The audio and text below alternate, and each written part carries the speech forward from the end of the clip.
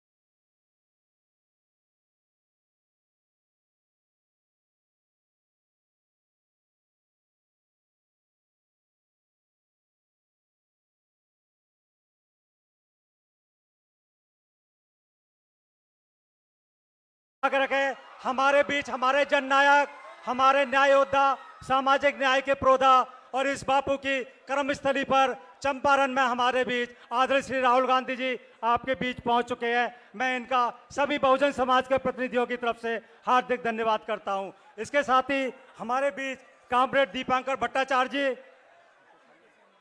मुकेश साहनी जी और हमारे बीच श्री राजेश राम जी, हमारे बीच जनाब शकील खान जी भी हमारे बीच आ चुके हैं। हमारे बीच पप्पू यादव जी भी हमारे बीच आ चुके हैं और हमारे बीच तेजस्वी यादव जी भी हमारे बीच, जो हमारे जनता दल के हमारे लीडर हैं, वो भी आ चुके हैं। मैं इन सभी का हार्दिक धन्यवाद करता हूं। साथियों, ज़्यादा समय नहीं लूँगा।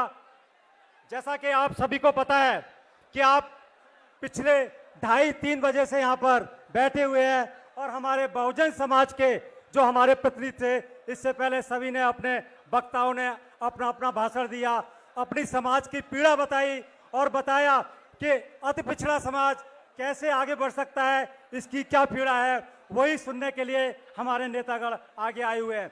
इसके बीच मैं स्वागत कड़ी में श्री हमारे ओबीसी डिपार्टमेंट के चेयरमैन आदरणीय डॉक्टर अनिल जैन जी को आमंत्रित करूंगा कि श्री राहुल गांधी जी का वो स्वागत करें। इसकी अगली कड़ी में मैं शशि, जो हमारे ओबीसी के चेयरमैन है, शशि जी, उनको आमंत्रित करूंगा कि हमारे बीच आए हुए तेजस्वी यादव जी, जो हमारे लीडर हैं, उनका स्वागत करें। इसके साथ ही मैं श्री जमाल साहब जी हमारे बीच हैं, उनसे कहूंगा कि वो कॉमरेड दीपांकर भट्टाचार्य जी का स्वागत करें। इसके साथ ही हमारे बीच कानू समाज के हमारे नेता हैं श्री ओपी गुप्ता जी, मैं उनसे आग्रह करूंगा कि वो श्री मुकेश साहनी जी का स्वागत करें। इसके साथ ही मैं श्री ओपी महतो जी से स्वागत करूंगा, जो हमारे नौनिया बेलदार समाज के हैं, कि श्री राजेश राम जी का स्वागत करें। मैं श्री सरोज मेहता जी से आग्रह करूंगा कि वो आएँ और श्री जनाब शकील अहमद खान जी का स्वागत करें। मैं इसके साथ ही अपने पारसनाथ अंबेडकर जी का से आग्रह करूंगा कि वो श्री मनोज जी का स्वागत करें। इसके साथ ही मैं आगे की प्रक्रिया के लिए डॉक्टर अनिल जैन जी को, इसके साथ ही मैं डॉक्टर अनिल जैन जी को आमंत्रित करूंगा, वो आकर आगे की कार्रवाई को आगे प्रचारित करें।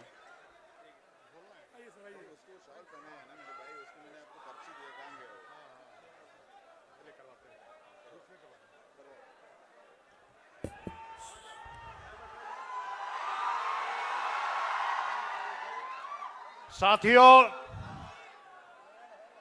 न्याय योद्धा राहुल गांधी जी को इस बात का मालूम है कि आप लोग मोतिहारी और उसके आसपास के 5-6 जिलों से इस सभागार में आए और 2:30 बजे से आप यहां पे बैठे हुए हैं। ये आप लोगों का जो मोहब्बत है राहुल जी के प्रति, ये इसका निशानी है।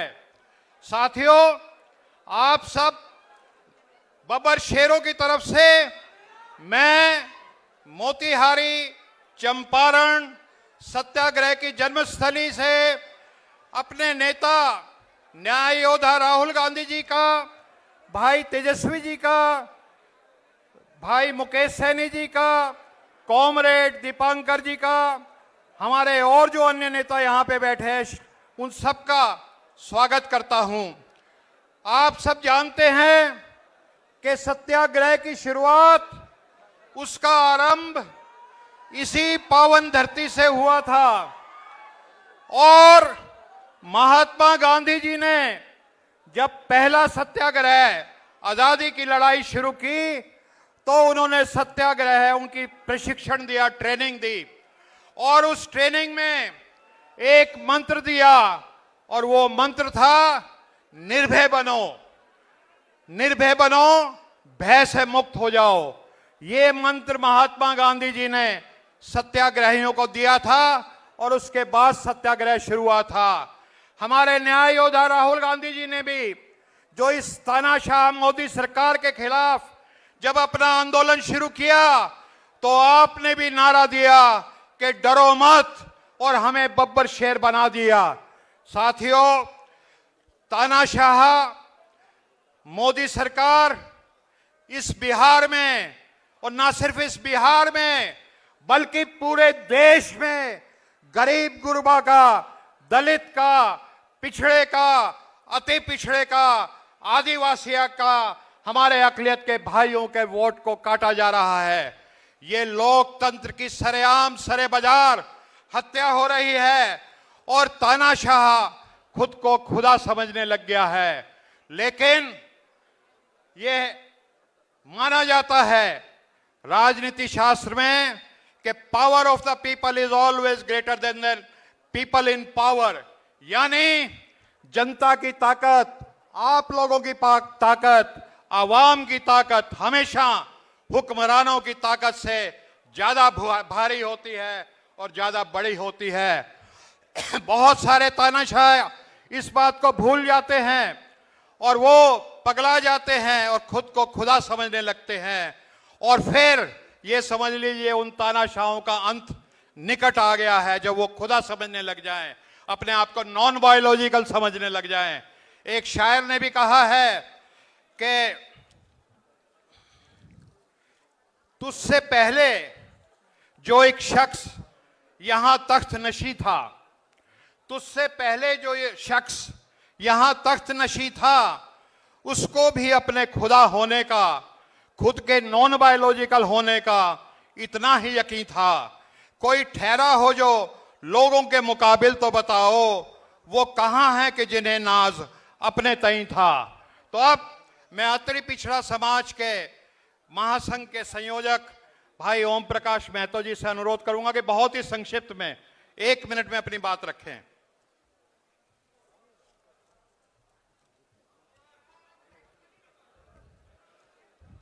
जनता जनार्दन एवं सम्मानित मंच, आप सभी लोगों को मैं इस चंपारण की धरती पे स्वागत करता हूं।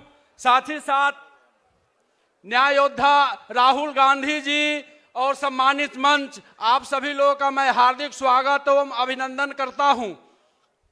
ये अति पिछड़ा समाज जो आज इस 90% इस सभा में दिखाई दे रहा है, ये राहुल जी के अधिकार और साथ में चलने के लिए, हक हुकुम के लिए तैयार है। जैसे कि नेल्सन मंडेला जी ने रंग भेद का आंदोलन चलाया था, महात्मा जी ने स्वतंत्रता का आंदोलन चलाया था, वैसे ही हमारे न्याय योद्धा राहुल गांधी जी और जन नायक नेता तेजस्वी यादव जी और मुकेश सहनी जी के सानिध्य में ये हम लोग की आज़ादी का लड़ाई चल रहा है। जो इस देश में सरफरोश लोग जो बैठे हुए हैं, उस देश में इस आज़ादी का लड़ाई चल रहा है। इसलिए खास करके हम अति पिछड़ा समाज से विनती करते हैं कि इस लड़ाई में हम इन तीनों योद्धा का कदम से कदम मिलाकर चले और इनके साथ में हम लोग को अति पिछड़ा समाज जैसे भी आ सके वैसे कांग्रेस महागठबंधन को इस बार इस बिहार में सरकार में लाना है। बस इन्हीं चंद शब्दों के मैं अपने बात को विराम देता हूं। जय हिंद, जय कांग्रेस, जय महागठबंधन। हमारे बीच में विकासशील इंसान पार्टी के हमारे नेता जिनको हम सब सन ऑफ मल्ला के नाम से जानते हैं, हमारे बीच में मौजूद हैं।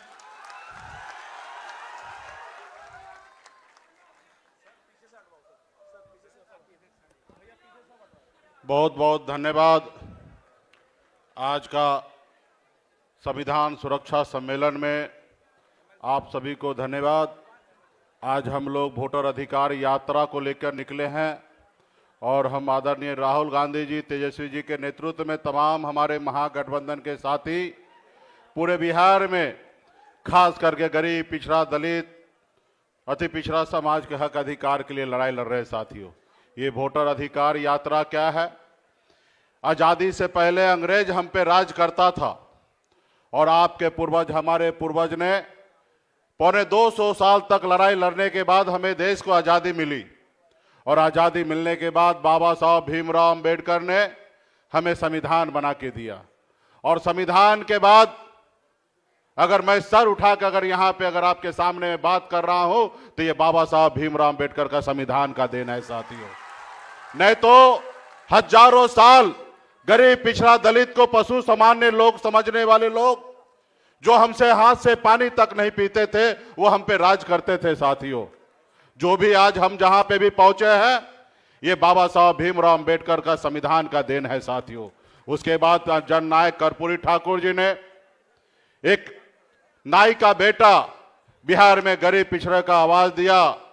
उसके बाद आदरणीय लालू प्रसाद यादव जी, अगर आदरणीय लालू प्रसाद यादव जी अगर गरीब पिछड़े को अगर आवाज नहीं देते, जमीन पर बैठने वाले को अगर कुर्सी पर नहीं बैठाते, तो आज आपके सामने एक मल्ला का बेटा ऊंची आवाज में बात नहीं करता साथियों। यह है सामाजिक न्याय। निश्चित तौर पे हम कभी कल्पना करते हैं कि हमारे पूर्वज किस तरीके से लड़ाई लड़ते होंगे अंग्रेज से। आज निश्चित तौर पे हमारे देश में ही जिसको हम भरोसा करते हैं, हमारे देश के लोग, आज उनसे लड़ना पड़ रहा है। आज हमारे देश के प्रधानमंत्री ही हमारा वोट चोरी कर रहा है साथियों। बाबा साहब भीमराव अंबेडकर ने संविधान में नेता के पास से 5 साल का समय इसलिए दिया गया कि 5 साल में मौका मिलेगा और जनता को उम्मीद पे खड़ा होंगे। अगर जनता को उम्मीद पे खड़ा नहीं होंगे तो नेता को गद्दी से उतारने का काम किया जाएगा साथियों। और आजादी से लेकर 2014 तक भला बुरा सभी राजनेता यही डर कर और यही सोचकर इस देश के लिए काम किया साथियों।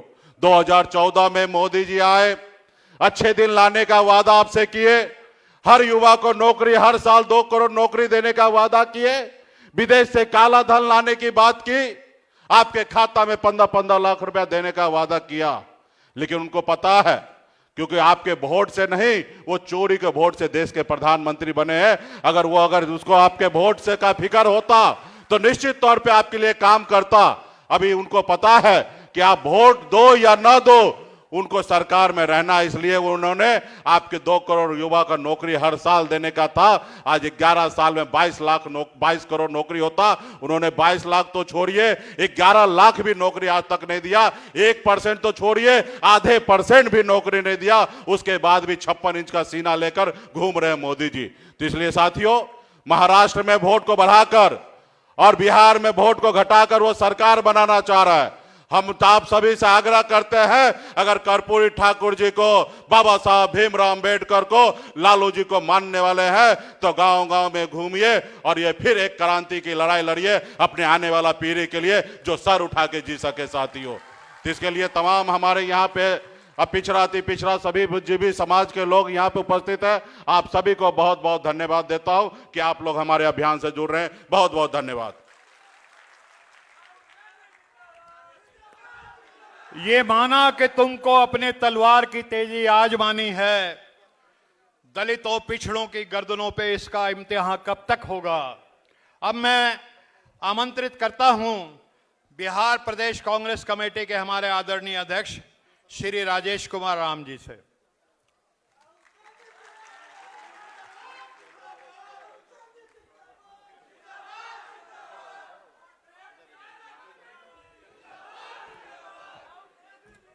सम्मानित संविधान सुरक्षा सम्मेलन के अध्यक्षता कर रहे सम्मानित अनिल जय हिंद जी, और मंचासीन हमारे न्याय योद्धा सम्मानित राहुल गांधी जी और सम्मानित बिहार विधानसभा में विपक्ष के नेता सम्मानित तेजस्वी प्रसाद यादव जी और वीआईपी के प्रमुख सम्मानित मुकेश साहनी जी और बिहार विधानसभा में हमारे विधायक दल के नेता सम्मानित डॉक्टर शकील अहमद खां जी और मंचासीन सभी सम्मानित नेतागण, इस मंच सभागार में उपस्थित एसटी, एससी, ओबीसी के सम्मानित सभी बाबा साहेब के अनुयायियों के प्रति सर्वप्रथम आपको जय भीम बोलता हूं, जय भीम बोलता हूं।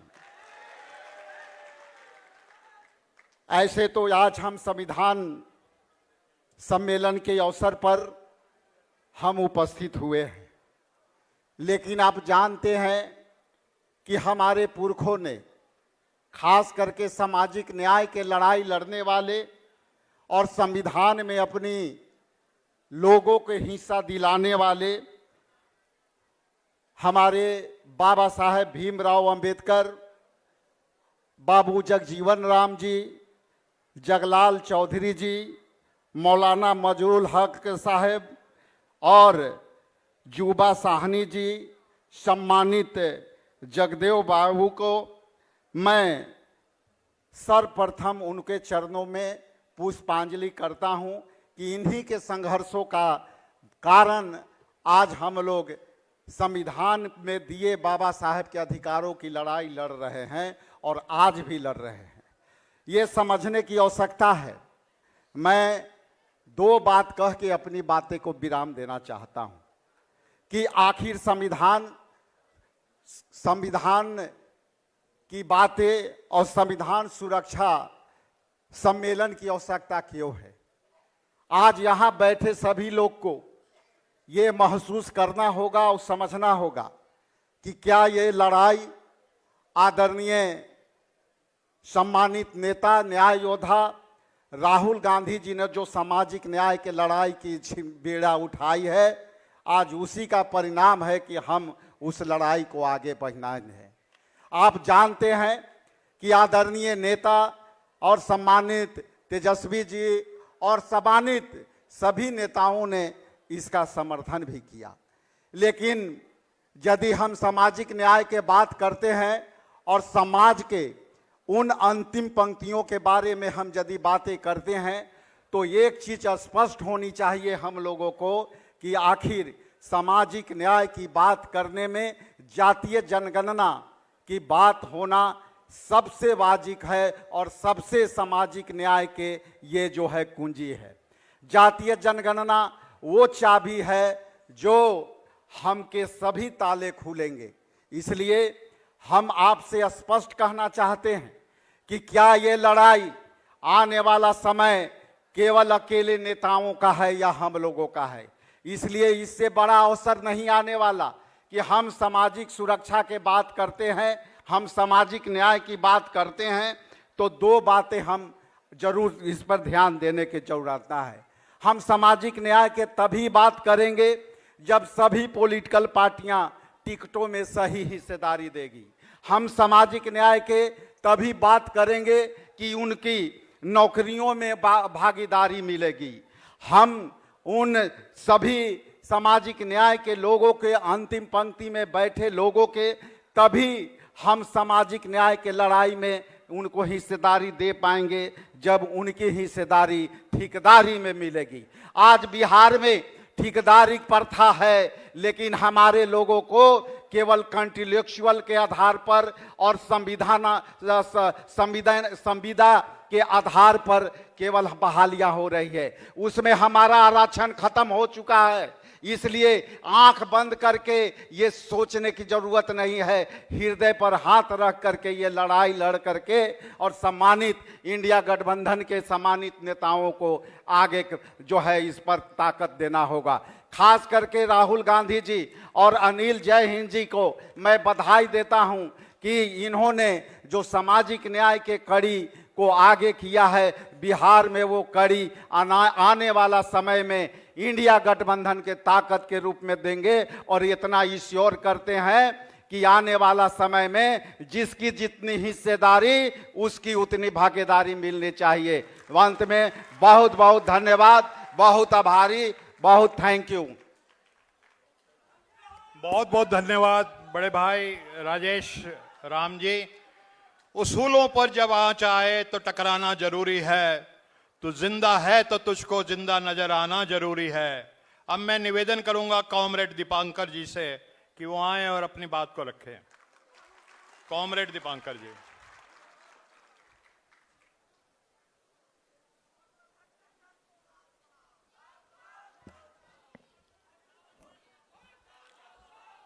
मंच पर मौजूद राहुल जी, तेजस्वी जी, मुकेश जी, राजेश राम जी, मनोज झा जी, शकील साहब और अन्य तमाम नेतागण, और इस सभागार में लंबे समय से यहाँ उपस्थित चंपारण के तमाम बहादुर संघर्षशील साथियों, संविधान को लेकर हम लोग बात कर रहे हैं और उस संविधान में जो सबसे बुनियादी और बहुत ज़रूरी एक हक इस देश के तमाम नागरिकों को मिला हुआ है, वोटिंग राइट, वोट डालने का अधिकार, आज वो भी खतरे में है। और इसीलिए हमें ये वोटर अधिकार यात्रा निकालनी पड़ी और इसके लिए लड़ना पड़ रहा है। तो मैं संक्षेप में दो चार बात ही आपके बीच में रखना चाहता हूँ। संविधान में हमें शुरू से ही ये वोटिंग राइट मिला। दुनिया के बहुत सारे देशों में लंबी लड़ाई लड़नी पड़ी लोगों को, सबको वोटिंग राइट नहीं मिलता था, लेकिन हमें जब संविधान मिला, संविधान के साथ साथ सबके लिए वोटिंग राइट, गरीब से गरीब के लिए भी एक वोट और अमीर के लिए भी एक वोट। लेकिन उसी समय बाबा साहब अम्बेडकर ने एक बात की थी। उन्होंने कहा था कि ये जो एक वोट की बराबरी है, इस वोट की बराबरी, लेकिन अगर इसके साथ साथ समाज में बराबरी ना हो, सामाजिक बराबरी ना हो, आर्थिक बराबरी ना हो, तो एक ऐसा समय आएगा कि वो वोट की बराबरी का कोई मतलब नहीं रह जाएगा, इस सामाजिक और आर्थिक गैर बराबरी के आगे। दूसरा एक बहुत बड़ा सवाल उन्होंने कहा कि संविधान तो अच्छा है, संविधान को लेकर आप कह सकते हैं कितना अच्छा कितना बुरा, लेकिन सबसे महत्वपूर्ण बात है कि संविधान को चलाएगा कौन, किसके हाथ में जाएगा ये संविधान। बहुत अच्छा संविधान लिख दिया जाए और ऐसे लोगों के हाथ में वो संविधान चला जाए जिनका उस संविधान से कोई मतलब नहीं है, तो एक अच्छे संविधान से भी बहुत गलत परिणाम निकाला जा सकता है। और आज हमारे सामने ये बाबा साहब की दोनों चेतावनी बेहद प्रासंगिक है। हमारे वोट की बराबरी, लेकिन सामाजिक बराबरी हमें बिल्कुल नहीं मिली। हम लोग जब सामाजिक न्याय की बात करते हैं, अक्सर हम बहुत सीमित संदर्भ में बात करते हैं, सिर्फ आरक्षण की बात करते हैं, जबकि बात सामाजिक बराबरी की होनी चाहिए पूरे समाज में। दूसरी तरफ आर्थिक बराबरी की बात करिए तो आज तो देश में ऐसा अदानी अंबानी का राज आ गया, ऐसा कंपनी राज आ गया कि देश में मुट्ठी भर पूंजीपतियों के हाथ में पूरे देश की तमाम संपत्ति और देश की तमाम जो हमारा एनुअल इनकम है वो सब उन्हीं के पास चला जा रहा है। तो एक तो हमारे संविधान के लिए बड़ा खतरा ही आ रहा है, और दूसरा किनके हाथ में संविधान चला गया? उन लोगों के हाथ में आज संविधान चला गया जब संविधान पारित हो रहा था 1949 में। ये 75 साल संविधान के पूरे हुए, गणतंत्र के भी 75 साल पूरे हुए हैं। उस समय खुल करके इन लोगों ने, उनका जो मुखपत्र है ऑर्गेनाइजर, उसके संपादकीय में उन्होंने लिखा था कि संविधान हम नहीं मानते क्योंकि इसमें भारतीय कुछ है ही नहीं, ये संविधान एक तरह से विदेशी संविधान है, मनुस्मृति ही हिंदुस्तान का असली संविधान है। ये कहने वाले लोग 1949 में खुलकर ये बात करने वाले लोग आज उनके ऊपर, उनके हाथ में सत्ता है, उनको इस संविधान को लागू करना है। और हम देख रहे हैं कि वो किस तरीके से इस संविधान का हर रोज मजाक उड़ा रहे हैं, उसकी हत्या कर रहे हैं। तो ऐसे विपरीत स्थिति में हमें लड़ना है। संक्षेप में बस 3 बात करते हुए मैं खत्म करूंगा कि एक तो सबसे पहले हमें याद रखना चाहिए कि संविधान ऐसे दौर में हमें मिला था, बहुत मुश्किल दौर में मिला था।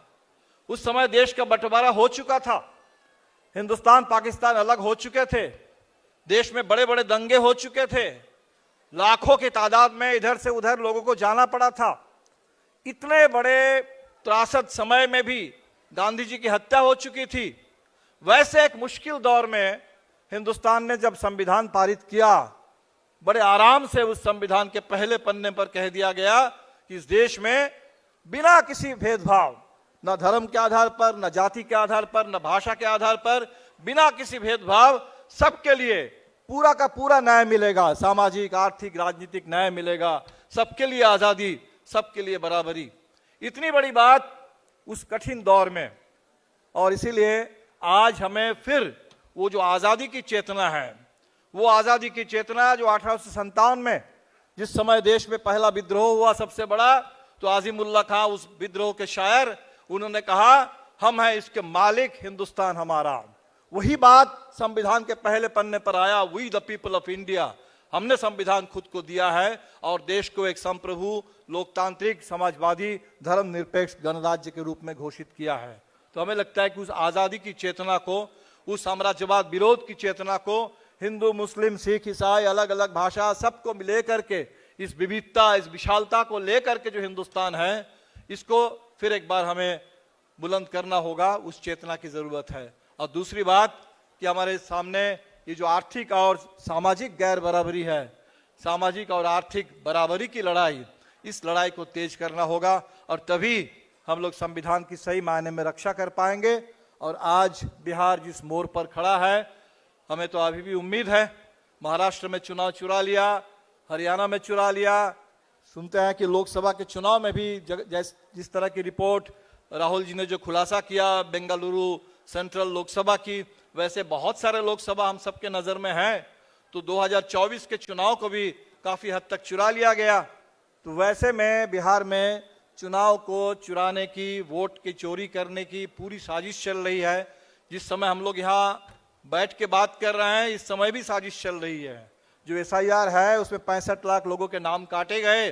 और मैं आज के इलेक्शन कमीशन का डेटा देख रहा था, इलेक्शन कमीशन ने कहा कल तक था कि 6 लाख नए फॉर्म 6 मिले हैं, आज वो 8.5 लाख हो गया। और छलांग लगा करके अगले 4 दिन में आप देखेंगे कि वो 20-25 लाख में पहुंच गया है। तो चोरी बदस्तूर जारी है, उस चोरी के खिलाफ हमें तो लड़ना है और ऐसा माहौल बना देना है पूरे बिहार में, जिस बिहार जब जब तय कर लेता है, अगर बिहार किसी चीज को तय कर ले तो बीच रास्ते में हम लोग छोड़ते नहीं हैं। वो 42 का आंदोलन हो, वो आजादी के बाद का लोकतंत्र की लड़ाई हो, वोट डालने की लड़ाई हो, बूथ कब्जा के खिलाफ सामंती पूरे धाक को तोड़ते हुए दलित गरीबों के वोटिंग राइट हासिल करने का वो तमाम आंदोलन हमें याद है, वो तमाम जनसंहार हमें याद है, जिसको झेलते हुए बिहार के दलित गरीबों ने वोट डालना शुरू किया था 80 के दशक में। तो इसीलिए बिहार ने जब आज ठान लिया है तो मुझे तो पूरा भरोसा है आप तमाम साथियों के ऊपर और पूरे बिहार के नौजवान, पूरे बिहार के भूमिहीन गरीब, बिहार की हमारी बहनें, स्कीम वर्कर्स, बिहार के हमारे नौजवान साथी, आपके ऊपर पूरा भरोसा है कि ये जो चुनाव आयोग ने जो SIR का हमला किया, अब पूरे देश में जो वोट चोरी और चुनाव चोरी की साजिश चल रही है, इस सिलसिले को इसी बिहार से हम लोग रोक देंगे। इस अश्वमेध के घोड़े को हम लोग यहीं पर रोक देंगे और पूरे देश में लोकतंत्र और संविधान की सुरक्षा और सामाजिक बराबरी और आर्थिक बराबरी की लड़ाई को मंजीत की मंजिल तक पहुंचाने का काम बिहार से हम लोग शुरू करेंगे। आप तमाम साथियों का बहुत बहुत शुक्रिया। जय हिंद, जय भीम, लाल सलाम, इंडिया गठबंधन जिंदाबाद। शुक्रिया कॉमरेड। वाकई में देश बहुत नाजुक दौर से गुजर रहा है और तारीख की नज़रों ने वो मंजर भी देखे हैं जब लम्हों ने खता की थी, सदियों ने सजा पाई। और अब मैं आमंत्रित करता हूं राष्ट्रीय जनता दल के युवा नेता और बिहार विधानसभा में नेता प्रतिपक्ष भाई तेजस्वी यादव जी से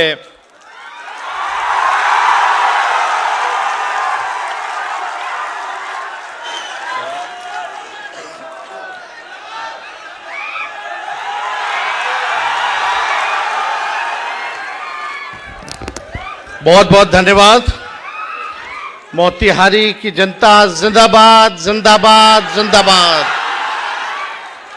मंच पे राहुल गांधी जी, मुकेश साहनी जी, दीपांकर भट्टाचार्य जी, शकील साहब, राजेश राम जी, हमारे साथ आए हुए मनोज झा जी, संजय यादव जी, महागठबंधन के यहाँ नेता, पार्टी के पदाधिकारी, कार्यकर्ता और आयोजनकर्ता और दूर दराज से आए हुए सभी हमारे बुजुर्ग अभिभावक को यहीं से तेजस्वी पैर छू के प्रणाम करता है, माताएं बहनों को यहीं से प्रणाम करता है और अपने नौजवान युवा साथी को यहीं से गले लगाता है। देखिए, ये जो मंच है और जो आयोजनकर्ता इनके हैं, असली मोटिव है संविधान के बारे में, सामाजिक न्याय के बारे में चर्चा हो रही है।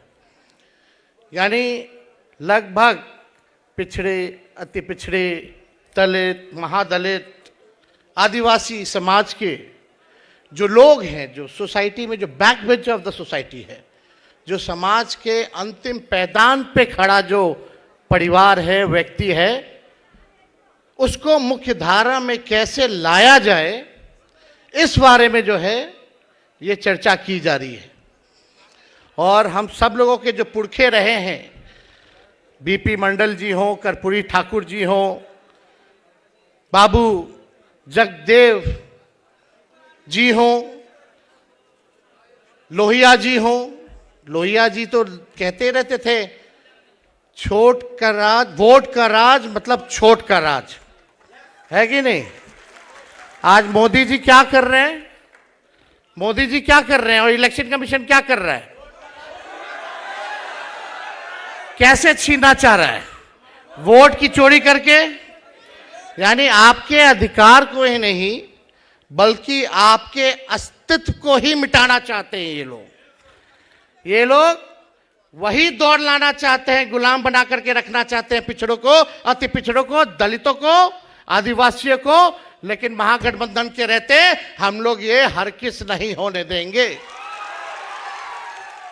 और आप सब लोग जानते हैं कि जगदेव बाबू क्या कहते थे, उनका नारा था, पहली पीढ़ी गोली खाएगी, दूसरी पीढ़ी जेल जाएगी और तीसरी पीढ़ी राज करेगी। आज हम धन्यवाद देना चाहते हैं आप सब लोगों को कि आप लोगों ने हमेशा हम लोगों के साथ खड़े रह करके प्यार, आशीर्वाद, समर्थन दिया। और मुझे गर्व है कि हम लालू जी के पुत्र हैं। 90 में जिस हालात में लालू जी को बिहार मिला था, जो भेदभाव था, छुआछूत था, आज किसी माई के लाल में दम नहीं कि उंगली दिखा करके भी बात कर सके। लालू जी ने क्या किया, किसी के खिलाफ नहीं। लालू जी ने बस वही किया कि तावा पे एक तरफ रोटी सदियों से जल रहा था, लालू जी ने उसको पलट दिया। और इसके लिए लालू जी को क्या क्या नहीं सहना पड़ा, कि मुकदमे हुए, जेल जाना पड़ा। आदरणीय स्वर्गीय शरद यादव जी, लालू जी ने बीपी मंडल लागू करवाया। बीपी सिंह जी थे प्रधानमंत्री, उन्होंने लागू किया, आज इस दुनिया में नहीं है। लेकिन उस समय बीपी मंडल कमीशन जो है, उसकी सिफारिशें जो है लागू की गई। तो भाजपा वाला लोग कमंडल ले आया। जब भाजपा वाला कमंडल लाया तो लालू जी भी आडवाणी जी को सही जगह जेल में, बिहार में रखवाएं। तो आप लोग जान रहे, लालू जी गाली खाएं, जेल गए, लोगों ने दुष्प्रचार किया, लेकिन आज भाजपा की भी मजबूरी है कि कुछ ना कुछ भी हो जाए, लेकिन पिछड़ा ही मुख्यमंत्री बनाना पड़ रहा है। ये लालू जी की देन है। तो हम तो अपने चाचा को बोलना चाहते हैं, नीतीश जी को, आज वो मुख्यमंत्री है तो वो लालू जी के संघर्षों की वजह से ही बिहार के मुख्यमंत्री हैं। तो आप सब लोग यहाँ आए हैं, ज़्यादा कुछ हमको कहना नहीं है, लेकिन एक बात हम ज़रूर कहेंगे, लालू जी और हमारी पार्टी राष्ट्रीय जनता दल आज तक भाजपा के सामने नहीं झुकी है। चाहे कितने भी जुल्म ढाए गए हों, कितना भी सताया गया हो, हमारे 11 लोग हैं हमारे परिवार में, 11 से बढ़ के जो नए रिश्तेदार भी बने, जो मेरे बहन के इन लॉज भी थे, सास ससुर भी थे, उन पे भी मुकदमा कराया गया। और जब मेरा मूछ नहीं आया था तब बोला गया कि हम टेंडर घोटाला करते थे रेलवे में बैठ करके। हमारी भ्रूण हत्या कराने की कोशिश की गई थी जब हम राजनीति में आए थे तो। लेकिन ये लोग भूल गए कि लालू जी का खून है मेरे अंदर। जब लालू जी नहीं झुके तो लालू जी का लड़कवा डरा जाएगा। अरे लड़ने वाले आज वही भाजपा के लोग कर्पूरी जी को गालियां देते थे। ये सामाजिक न्याय की ताकत है कि कर्पूरी जी को भी उन्हीं के हाथों भारत रत्न देना पड़ रहा है। ये है सामाजिक न्याय, बहुजनों की शक्ति। इसलिए भैया लोग एक होइए, नहीं तो आपका अस्तित्व मिटा देगा। अधिकार तो छीन ही रहा। जब संविधान नहीं रहेगा तो आप लोग, हम लोगों को कोई पूछने वाला है क्या? पूछेगा? वोट का अधिकार छीना, फिर राशन छीनेगा, फिर पेंशन छीनेगा, फिर जो संपत्ति पे हो वो छीनेगा। क्या क्या सताया जाएगा। लोकतंत्र को समाप्त करके राजतंत्र आ जाएगा। आपको क्या चाहिए? राजतंत्र चाहिए कि लोकतंत्र चाहिए? बताइए। लोकतंत्र चाहिए ना, तो इन बेईमानों को हटाना होगा। ये साजिश हो रही है, आपके वोटों को चुराया जा रहा है। और हम लोगों ने 65% जो है आरक्षण जो है बढ़ाया था, और कर्पूरी जी ने सबसे पहले आरक्षण को लागू किया था। उसके बाद लालू जी ने उस आरक्षण को बढ़ाया, फिर राबड़ी देवी जी की सरकार ने अति पिछड़ों का आरक्षण बढ़ाया। उसके बाद से अति पिछड़ों का आरक्षण 17 महीने में, जब हमारी महागठबंधन की सरकार थी, 75% किया गया, 65% और 10% EWS, और बाकी पिछड़े, अति पिछड़े, दलित, आदिवासी लोगों का बढ़ाया गया। अगर सरकार बनाइएगा तो मंडल कमीशन की जो सिफारिशें हैं 4-5% लागू हुई है, उसको हम लोग सुनिश्चित करेंगे कि सारी सिफारिशों को हम लोग जो है लागू करने का काम करें।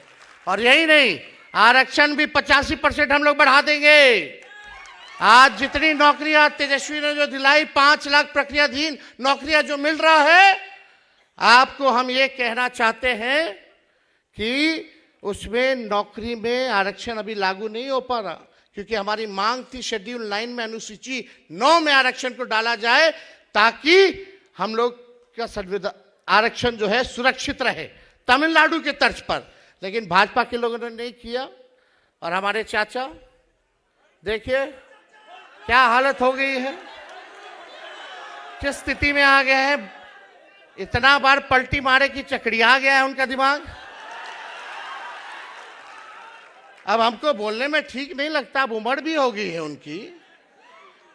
हमारी पूरी संवेदना है, हमारा पूरा उनके ऊपर रिस्पेक्ट है, लेकिन चाचा तो फंस गए, हाईजैक हो गए हैं।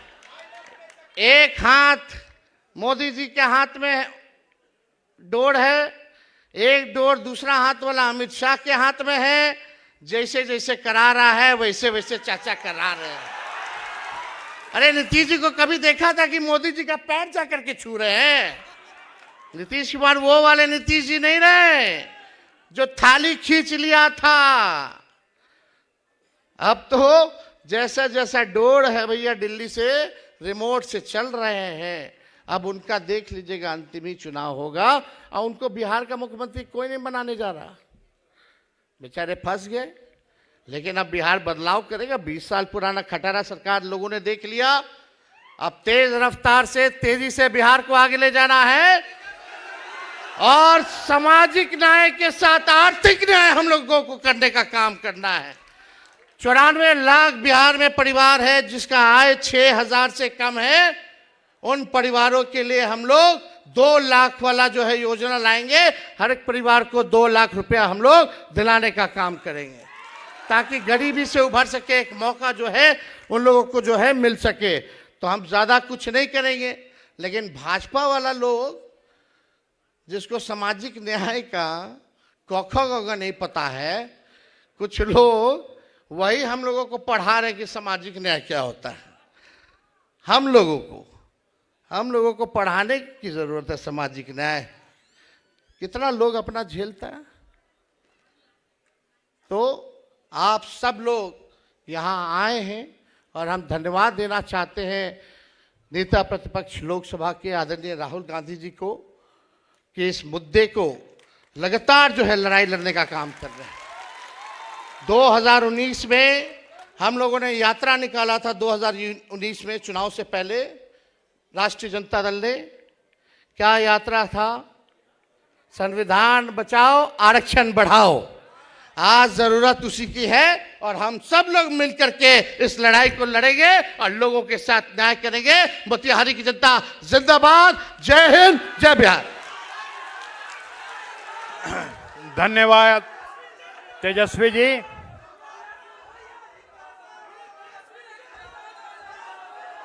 वोट चोर, वोट चोर, वोट चोर।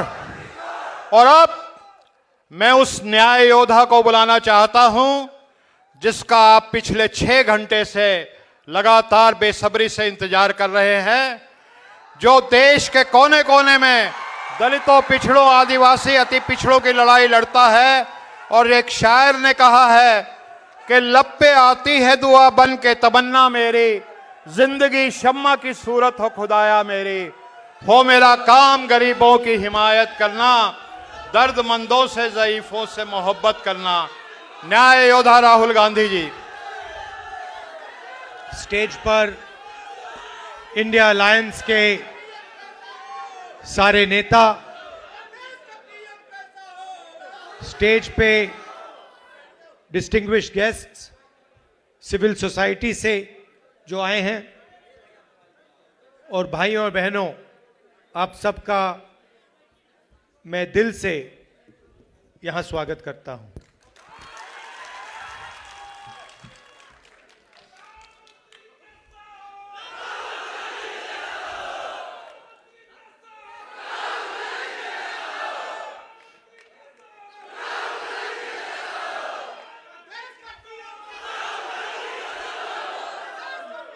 कुछ दिन पहले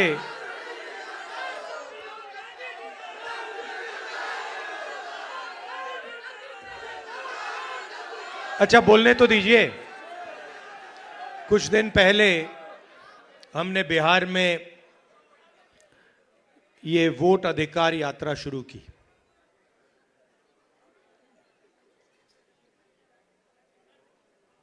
ये काफी लंबी कहानी है, क्योंकि कुछ सालों से हमें शक हो रहा था और पूरे देश को शक हो रहा था कि इलेक्शन के सिस्टम में कोई ना कोई गड़बड़ है। लोग कहते थे ईवीएम की बात होती थी, आरएसएस के संगठन की बात होती थी, मगर एक बात दिखने को मिलती थी कि बाकी पार्टियों को एंटी इनकम्बेंसी हो जाती थी, मगर बीजेपी के खिलाफ कभी एंटी इनकम्बेंसी नहीं होती थी। बीजेपी 1 बार, 2 बार, 3 बार, 4 बार, एक के बाद एक चुनाव जीती जाती थी। तो अजीब सा लगता था, मगर हम खुलकर नहीं कह सकते थे क्योंकि सबूत नहीं था। महाराष्ट्र में हमें सबूत मिला। सबूत क्या था लोकसभा का चुनाव हमारा गठबंधन जीतता है, स्वीप करता है। 4 महीने बाद उसी प्रदेश में, उसी महाराष्ट्र में वही पार्टियां लड़ती हैं। हमारा गठबंधन बीजेपी के गठबंधन के खिलाफ लड़ता है। हमारे गठबंधन का एक भी वोट कम नहीं होता। जितने हमें लोकसभा में मिले उतने हमें विधानसभा में मिले, मगर बीजेपी का वोट बढ़ जाता है। अजीब सी बात है। हमने देखा, पता लगाया, लोकसभा के बाद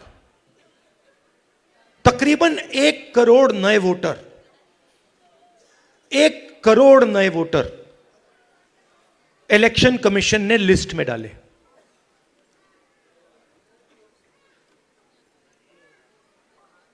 $45 लाख लिस्ट में, और बाकी वोटिंग बढ़ी। सारे के सारे जो वोटर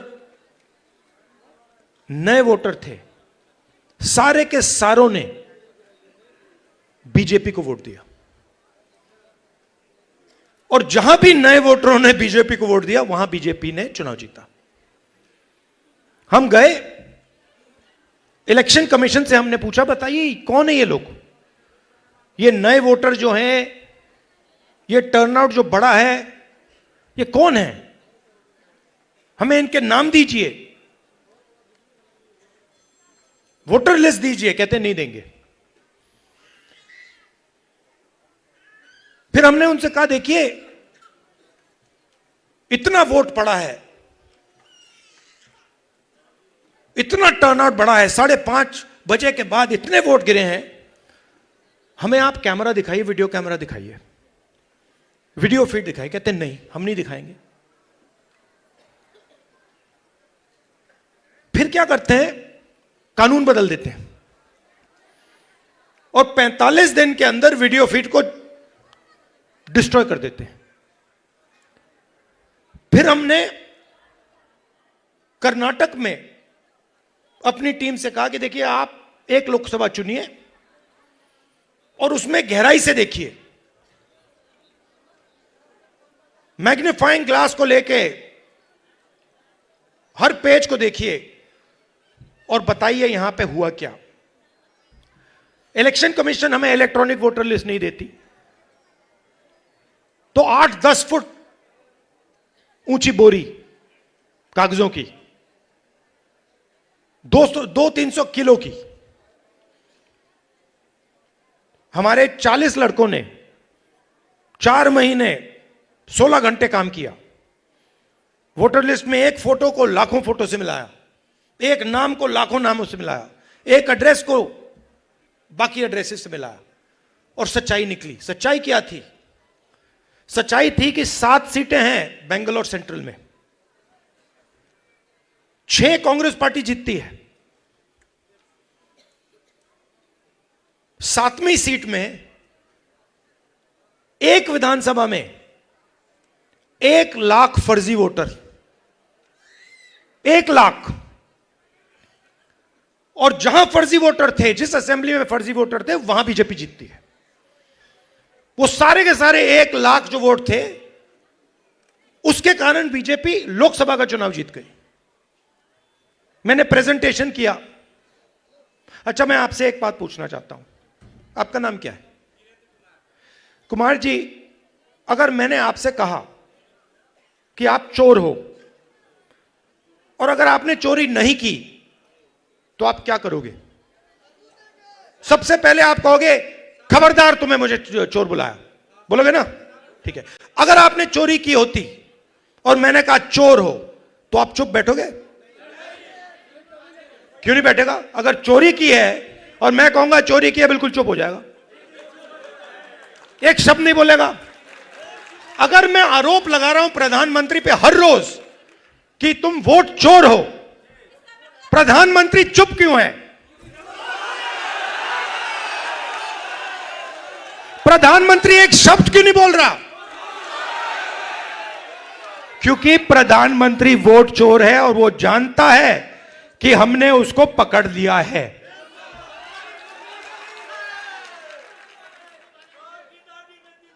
देखिए, मैं आपको एक बात बताता हूं। देखिए, हमारा जो काम है ना, मेरा जो काम है, मेरे बारे में आप दो चीजें समझ लीजिए। सबसे पहले, अगर मैंने किसी चीज के बारे में मन बना लिया तो फिर मन बना लिया। और दूसरी चीज, मैं सुपरफिशियल बात नहीं करता हूं, मैं गहराई से चीजों को समझकर काम करता हूं।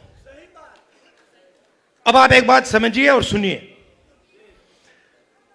जब वोट चोरी होती है तो इस संविधान पर आक्रमण होता है।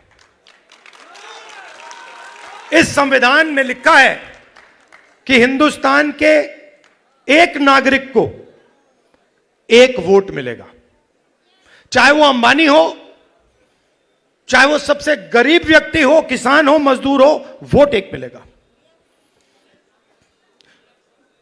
माधवापुरम में एक व्यक्ति का नाम 4-5 बार वोटर लिस्ट पे आता है। यह संविधान पर आक्रमण है और यह हम नहीं सहेंगे, यह हम नहीं होने देंगे। अब आप अच्छी तरह सुनिए, और जो मीडिया वाले मित्र हैं, इसको आप अच्छी तरह लिख लीजिए। मैं गहराई में जाता हूं। हमने जो काम माधवपुरा में किया है,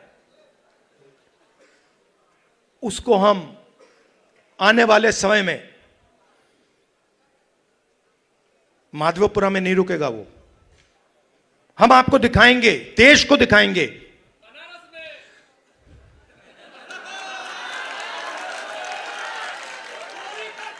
मोदी जी, मैं आपको बता रहा हूं, मोदी जी डरे हुए हैं, क्योंकि मोदी जी को बात समझ आ गई है कि अब चोरी पकड़ी गई है और अब वो भाग नहीं सकते हैं।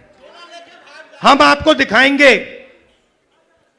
कि सिर्फ माधवपुरा में चोरी नहीं हुई है, लोकसभा में चोरी हुई है, हरियाणा में चोरी हुई है, महाराष्ट्र में चोरी हुई है, मध्य प्रदेश में चोरी हुई है, और अब ये बिहार में चोरी करने की कोशिश कर रहे हैं।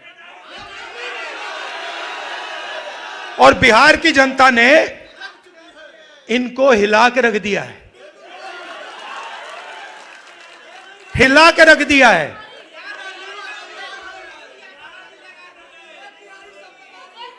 मैं 2-3 बीजेपी के, मैं सुनो, मैं भी बीजेपी के 2-3 एमपीज को जानता हूं।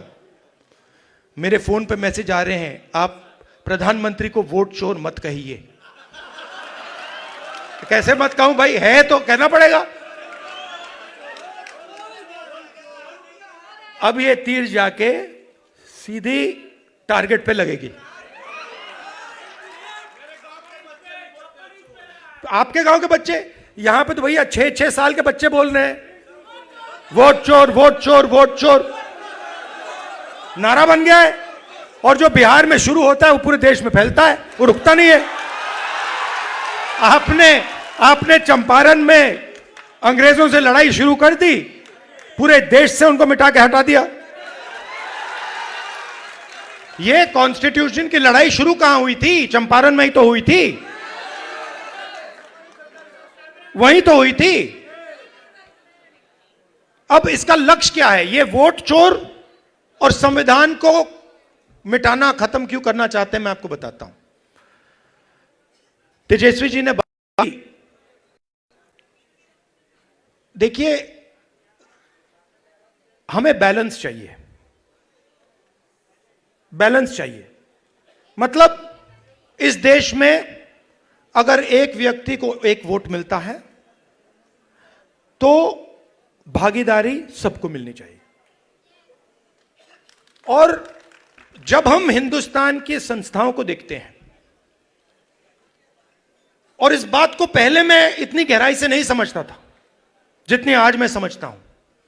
जब हम हिंदुस्तान के इंस्टीट्यूशंस को, संस्थाओं को देखते हैं, और कोई भी इंस्टीट्यूशन चुन लो, कॉर्पोरेट इंडिया देख लो,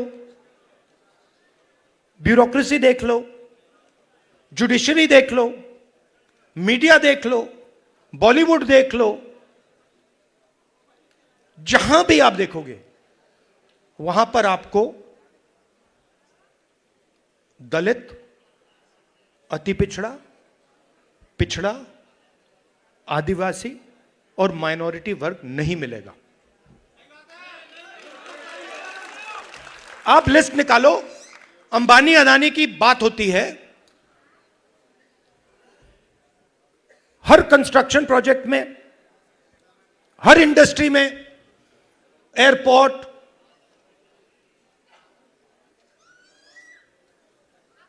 जमीन,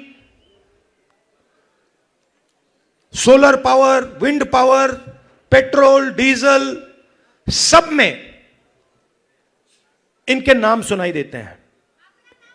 500 हिंदुस्तान की सबसे बड़ी कंपनियां हैं। मैं आपसे आज पूछना चाहता हूं, इन 500 में दलित, आदिवासी, पिछड़ा, अति पिछड़ा वर्ग के कितने मालिक हैं?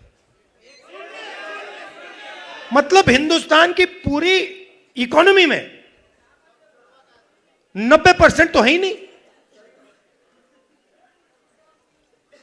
90% है ही नहीं। आप जाते हो प्राइवेट अस्पताल में, जाते हो, सरकार का काम आपके स्वास्थ्य और शिक्षा का देखभाल करने का होता है। ये बिजनेसमैन का काम नहीं होता है, ये सरकार का काम होता है कि अगर कोई गरीब व्यक्ति बीमार हो जाए, सरकार की जिम्मेदारी होती है कि हमारा नागरिक है, हमारे देश का नागरिक है, इसकी रक्षा, इसकी प्रोटेक्शन, इसके स्वास्थ्य की प्रोटेक्शन हमें करनी है ना। कॉन्स्टिट्यूशन में यह नहीं लिखा है कि अगर हिंदुस्तान का कोई गरीब व्यक्ति बीमार हो जाए तो उसे मतलब 6, 10, 15 लाख रुपए का बिल दे दो। लिखा है कहीं? नहीं लिखा है। नहीं, वो देखिए, मगर मैं उससे पहले एक सवाल पूछ रहा हूं। प्राइवेट अस्पतालों की लिस्ट निकालिए। ये बड़े बड़े अस्पताल हैं जहां आप लोग जाते हो, जहां आपके जेब से लाखों रुपए निकलता है, इनके मालिकों की लिस्ट निकालिए और मुझे वहां दिखा दीजिए दलित कौन है, आदिवासी कौन है, पिछड़ा कौन है, अति पिछड़ा कौन है, माइनॉरिटी का नाम, वहां नाम दिखा दो। अच्छा ठीक है, आप कहोगे नहीं भैया हमें स्वास्थ्य के कुछ लेना देना नहीं, तो फिर मैं कहूंगा ठीक है भैया, शिक्षा के देख लेते हैं, इंजीनियरिंग कॉलेजेस देख लेते हैं, यूनिवर्सिटीज देख लेते हैं, प्राइवेट यूनिवर्सिटीज, कॉलेजेस जहां आपको लाखों रुपए देने पड़ते हैं अपनी जेब से अपने बच्चों को पढ़ाने के लिए, खेत बेच के। फिर मुझे बताओ उनके मालिकों की लिस्ट में बता दो कौन सा है, मतलब अति पिछड़ा कौन है वहां पे बैठा हुआ। तो आप 90% हो।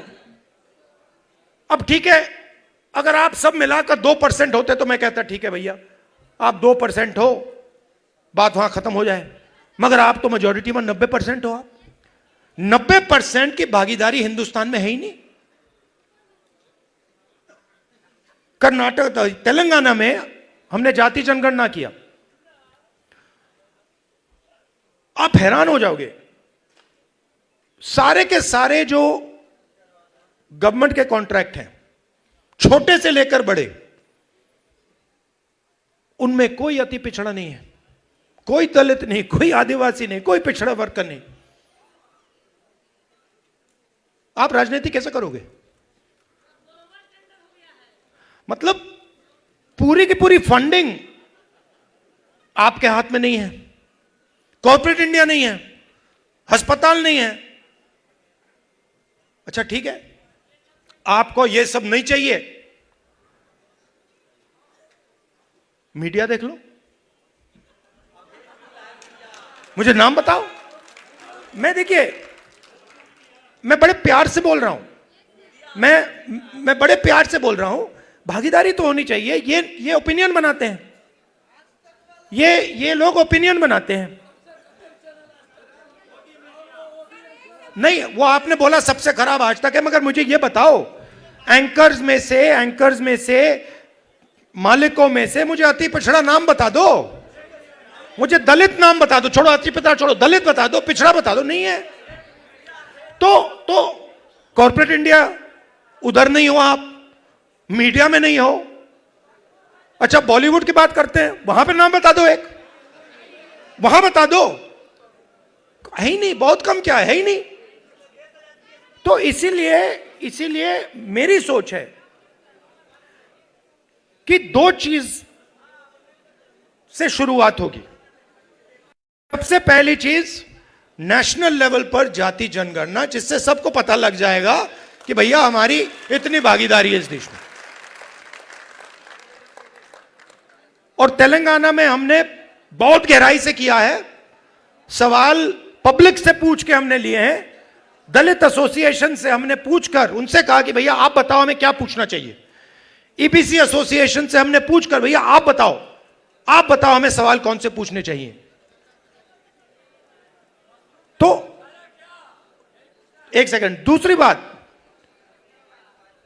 जो ये 50% की दीवार है रिजर्वेशन की, मैं आपको गारंटी करके कह रहा हूं, इसको तो हम चूरा चूरा करके फेंक देंगे उठा के। और ये देखिए, ये पहले 2 कदम है। आप ये मत सोचिए कि इसके बाद हम बात छोड़ देंगे। ये जाति जनगणना से हमें एक विकास का एक नया मॉडल मिलेगा, वो शुरुआत होगी। मगर हमारा लक्ष्य है कि देश में बैलेंस होना चाहिए, सब लोगों को इस देश में जगह मिलनी चाहिए, कोई भी हो, अपर कास्ट हो, दलित हो, अति पिछड़ा हो, माइनॉरिटी हो, सबको जगह मिलनी चाहिए और सबकी इज्जत होनी चाहिए। और मोहब्बत की दुकान, मतलब नफरत नहीं, प्यार से, बिना नफरत, बिना हिंसा, सबको लेकर देश की जो पूरी शक्ति है, जो देश के हर लोग में, हर व्यक्ति में है, उस पूरी शक्ति का हमें प्रयोग कर कर देश को आगे ले जाना है। मगर यह सब नहीं हो सकता अगर ये लोग वोट चोरी कर लेंगे। इसीलिए हम वोट अधिकार यात्रा यहां शुरू की और आपने हमें इतनी मदद की। आप सबका दिल से धन्यवाद करता हूं कि आपने अपनी पूरी एनर्जी इस यात्रा में डाली। धन्यवाद, नमस्कार, जय हिंद। राहुल जी, इस सभागार में एक ऑटो ड्राइवर मौजूद है जिसका नाम है पंकज कुमार। पंकज कुमार ऑटो ड्राइवर, जिसके ऑटो में आपने दिल्ली में यात्रा की थी। पंकज कुमार जी स्टेज पे आए।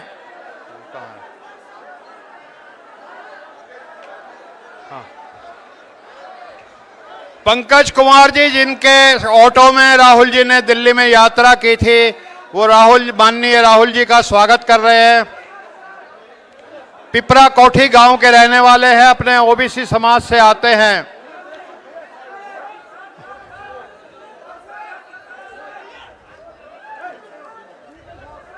ऑटो ड्राइवर पंकज कुमार जी, इसको कुछ बोल रहा हूँ तो दे देना, अगर ये कर रहा है माइक। पंकज जी, हेलो। हाँ पंकज जी, अगर बोलना चाहते हैं आप इधर आ जाएं। पंकज जी, साथियों, बहुत बहुत धन्यवाद। आप सब लोग इस प्रोग्राम में आए, हमारे संविधान सुरक्षा सम्मेलन में। वोट चोर, वोट चोर, वोट चोर, गद्दी छोड़, वोट चोर, गद्दी छोड़, वोट चोर, गद्दी छोड़, वोट चोर, गद्दी छोड़।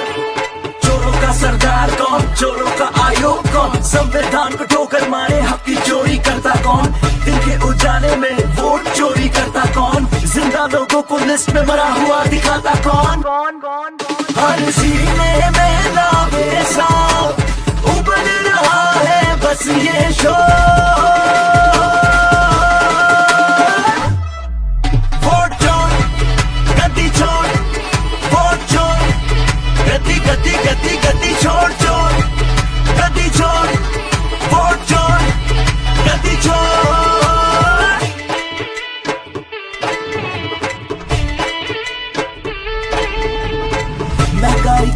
खंजर, पीठ पे गोपा किसने, बेरोजगारी की बर्बादी देश पे थोपी किसने, देश में नफरत के भी बोए तो बोए किसने, युवा का भविष्य आखिर यूं बर्बाद किया किसने। अरे वोट छोड़ के दिन हुए पूरे, अब ना चल पाएगा जो।